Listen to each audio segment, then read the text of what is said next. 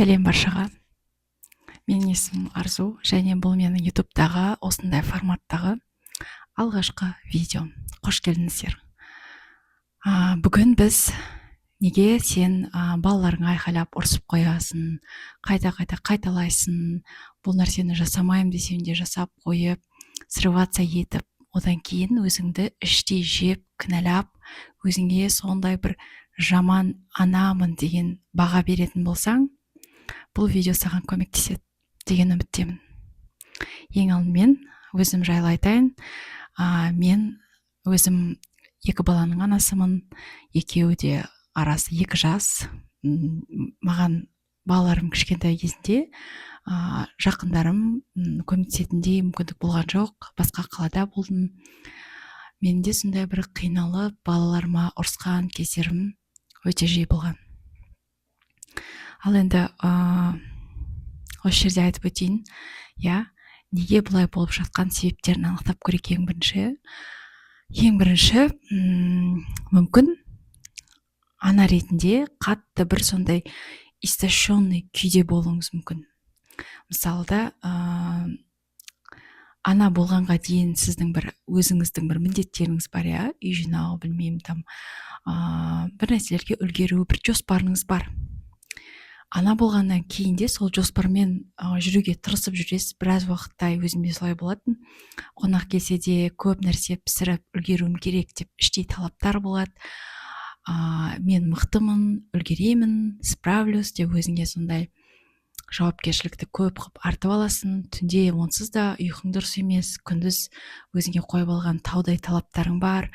Сол нәрсені жасап жүрген кезде біраз уақыттан кейін сенде қалай энергияңның жоғалып кеткенін байқамай қаласың. Саған ешнәрсе қызық емес болатын күйге жетесің. Яғни бұл күй выгорание деп айтады, ана ретінде выгорать ету. Өзіңнің балаңа деген бір ішкі қабылдағың келмей, олай емес, тіпті бір ашу пайда болады, агрессия. Сен жақсы көресің балаңды, бірақ неге екенін білмейсің. Жаңағыдай балаң жылаған кезде, сенен бір өзінің потребностьтарын сұраған кезде, сол нәрсені беретін кезде ашуланасың. Бұл бірінші истощенный болу.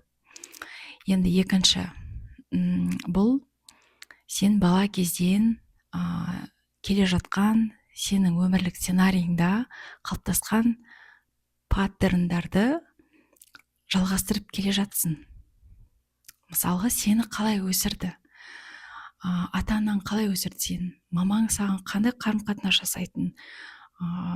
Ұрсатын ба, жаңағыдай көп талап қоятын беді, немесе жаңағыдай айқайлап, қол көтеруде болған шығар, біз білмейміз. Әр адам әр түрлі.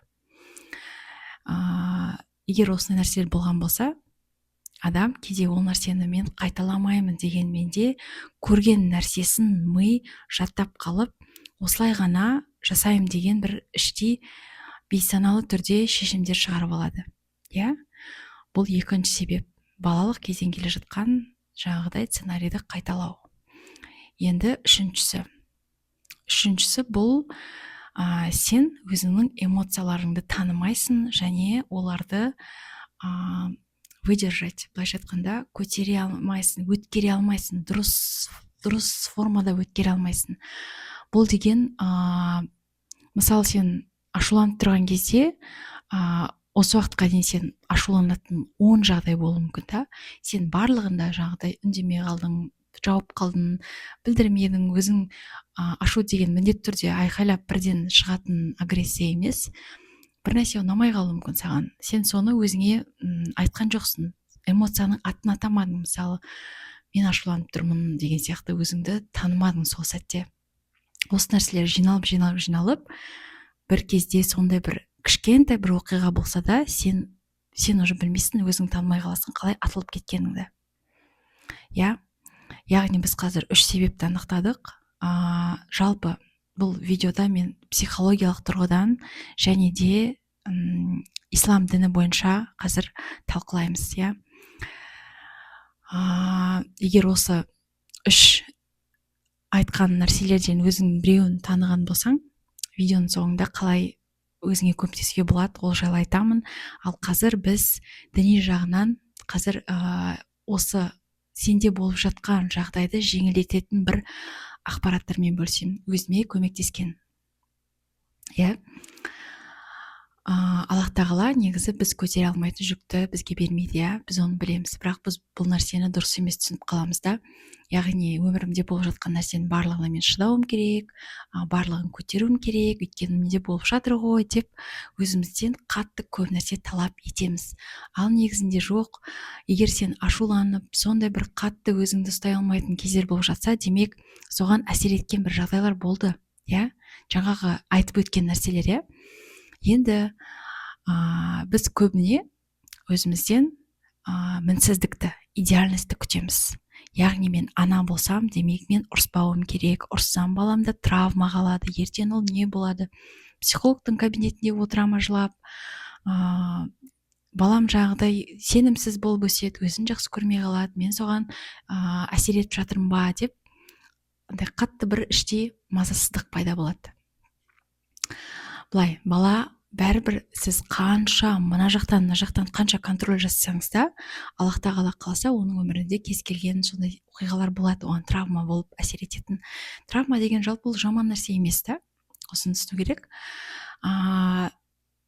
Айтқым келгені, біз 100% баланы барлық нәрседен қорғай алмаймыз. Аллах тағала білуші. Және де осы идеальностьті өзіңізден талап еткен сайын сіз қатты қиналатын боласыз. Өйткені Аллах тағала бізді, яғни бізден мінсіздікті күтпейді. Аллах тағала бізден күтеді. Өте қызық осы жерде не бар? Бір история бар, айтқым келеді. Адамзатты жаратқан кезде негізінде мен толық историяның қалай болғанын қазір фактылармен айтпаймын, бірақ естіген қалған тұжырымдармен бөлсем. Адамзат жаратқан кезде періштелер қарсы болған, иә, олар жер бетінде бүлік шығарады, күнәһар болады, мұның қандай бір пайдасы бар деген секілді, зачем осы нәрсе деп айтқан кезде, Аллах тағала мен өзім білемін не жасап жатқанымды деп жауап берген екен. Оның астарында былай айтқан екен: егер осы адамдар ешқандай күнә жасамайтын, ешқандай жаңағыдай қателік жасамайтын, мінсіз болып кетсе, мен бұл қауымды жойып тастап, қайтадан сондай күнә жасайтын, қайталайтын қауымды жаратамын деген екен. Бұдан не түсінуге болады? Аллахқа біздің мінсіздігіміз керек емес екен. Аллахқа біздің қайта қателік жасаған кезде оны түсініп, оны мойындап, қайта Аллахым деп қасына, жаңағыдай Аллахым деп шынайы кешірім сұрап, қайта барғанымыз, қайта попытка жасағанымыз сүйкімдірек екен. Қателік жасамай тырысып жүрген емес. Қателік жасау біздің табиғатымызда бар. Өйткені біз пендеміз. Міне осы түсінік маған кәдімгідей жеңілдік берген. Бұл маған Аллах туралы ойды дұрыс жаққа қарай өзгертуге көмектесті. Сіздерге де көмектеседі деген ойдамын. Яғни ислам тұрғысынан айтсақ, иә, бала аманат. Балаға қолымыздан келген мейірімділікті, жаңағыдай қамқорлықты беруіміз керек. Бірақ оны біз бере аламыз тек қана ол бізде жеткілікті болса.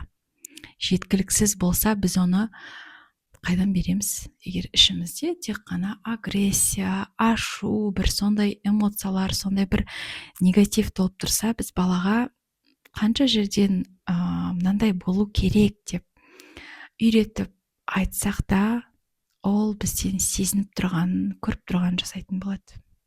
иә, яғни сіз мені көріп отқан ана болсаңыз, өзіңізді кінәлап жүрген болсаңыз, дәл қазір өзіңізде түсініңіз, қай жерден қандай мәселемен, яғни жаңағы айтқан, немесе сізде сондай қатты шаршау күй болып жүр ма? Ондай болса, сіз міндетті түрде айналаңыздан көмек сұрап үйренуіңіз керек. Бүкіл іштегі жаңағы эгоны басып тастап, мен өзім қолымнан келеді деген нәрсенің барлығын басып тастап, көмек сұрау кез келген адамнан.